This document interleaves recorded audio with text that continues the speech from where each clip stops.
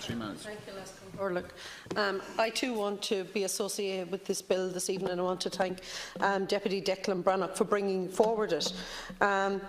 What Deputy Brannock has demonstrated is his perseverance to bringing this bill here tonight, because since he first came into the Houses, he has always spoke about the illicit trade that has been taking place between North and South, along with all his other border colleagues who have been continuously highlighting it. And I think it's very fitting that this bill should be before us. Also, in the last number of months, I've met with Lorraine Higgins, the CEO of Retail Excellence, and she herself has echoed on numerous times over and over again in relation to this and what her retailers are experiencing on the ground. But I'm going to look at this, Minister, in a totally different angle tonight, not in relation to just the illicit goods, but the people who are participating in it.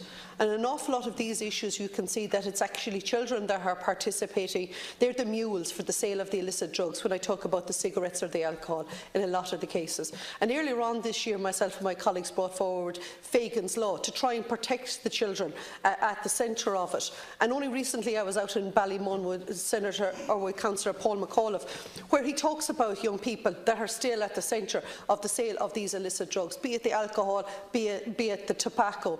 But I think what's really important about tonight's piece of legislation that's been brought forward, and it is regrettable that you're not seeing it through these eyes, is that what we're trying to do is we're protecting, from a child protection point of view, that we're putting the onus on the adult or the person who is purchasing the goods.